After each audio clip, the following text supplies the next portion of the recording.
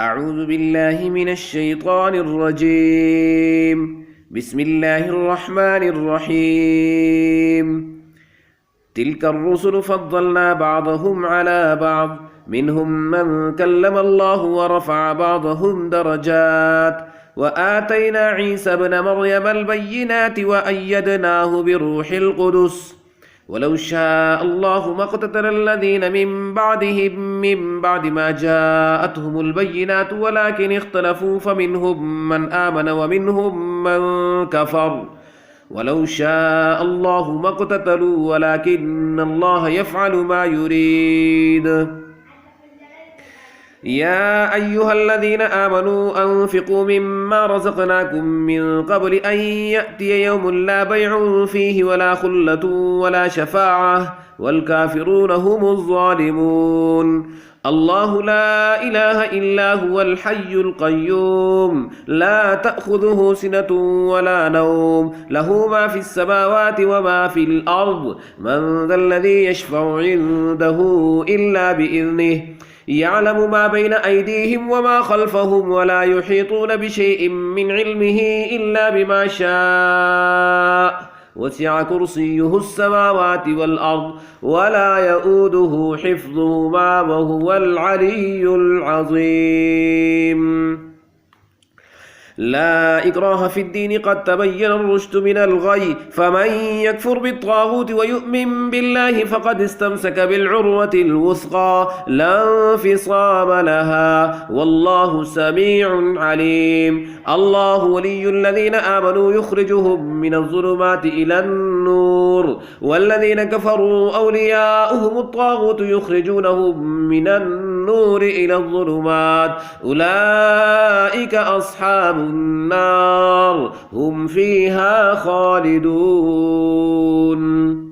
ألم تر إلى الذي حاج إبراهيم في ربه أن آتاه الله الملك إذ قال إبراهيم ربي الذي يحيي ويميت قال أنا أحيي وأميت قال إبراهيم فإن الله يأتي بالشمس من المشرق فأت بها من المغرب فبهت الذي كفر والله لا يهدي القوم الظالمين. أو كالذي مر على قرية وهي خاوية على عروشها قال أنى يحيي هذه الله بعد موتها فأماته الله 100 عام ثم بعثه قال كم لبثت قال لبثت يوما أو بعض يوم قال بل لبثت 100 عام فانظر إلى طعامك وشرابك لم يتسنه وانظر إلى حمارك ولنجعلك آية للناس وانظر إلى العظام كيف ننشزها ثم نكسوها لحما فلما تبين له قال أعلم أن الله على كل شيء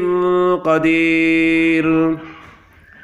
وإذ قال إبراهيم رب أرني كيف تحيي الموتى قال أولم تؤمن قال بلى ولكن ليطمئن قلبي قال فخذ 4 من الطير فصرهن إليك ثم اجعل على كل جبل منهن جزءا ثم ادعهن يأتينك سعيا واعلم أن الله عزيز حكيم. مثل الذين ينفقون أموالهم في سبيل الله كمثل حبة أنبتت 7 سنابل في كل سنبلة 100 حبة والله يضاعف لمن يشاء والله واسع عليم. الذين ينفقون أموالهم في سبيل الله ثم لا يتبعون ما أنفقوا منا ولا أذى لهم أجرهم عند ربهم ولا خوف عليهم ولا هم يحزنون. قول معروف ومغفرة خير من صدقة يتبعها أذى والله غني حليم. يا أيها الذين آمنوا لا تبطلوا صدقاتكم بالمن والأذى كالذي ينفق ماله رئاء الناس ولا يؤمن بالله واليوم الآخر فمثله كمثل صفان عليه تراب فأصابه وابل فتركه صلدا لا يقدرون على شيء مما كسبوا والله لا يهدي القوم الكافرين. ومثل الذين ينفقون أموالهم ابتغاء مرضات الله وتثبيتا من أنفسهم كمثل جنة جنة بربوة أصابها وابل فآتت أكلها ضعفين فإن لم يصبها وابل فطل والله بما تعملون بصير أيود أحدكم أن تكون له جنة من نخيل وأعناب تجري من تحتها الأنهار له فيها من كل الثمرات وأصابه الكبر وله ذرية ضعفاء فأصابها إعصار فيه نار فاحترقت كذلك يبين الله لكم الآيات لعلكم تتفكرون يا أيها الذين آمنوا أنفقوا من طيبات ما كسبتم ومما أخرجنا لكم من الأرض ولا تيمموا الخبيث منه تنفقون ولستم بآخذيه إلا أن تغمضوا فيه واعلموا أن الله غني حميد الشيطان يعيدكم الفقر ويأمركم بالفحشاء والله يعيدكم مغفرة منه وفضلا والله واسع عليم يؤتي الحكمة من يشاء ومن يؤت الحكمة فقد أوتي خيرا كثيرا وما يذكر إلا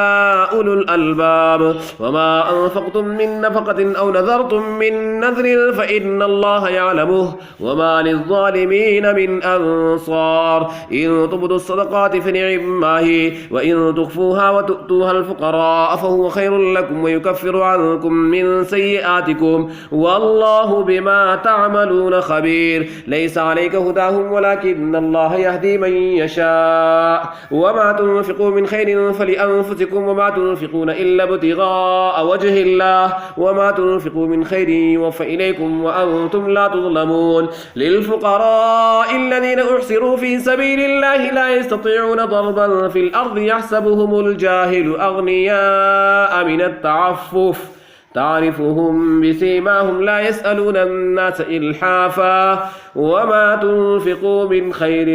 فإن الله به عليم صدق الله العظيم.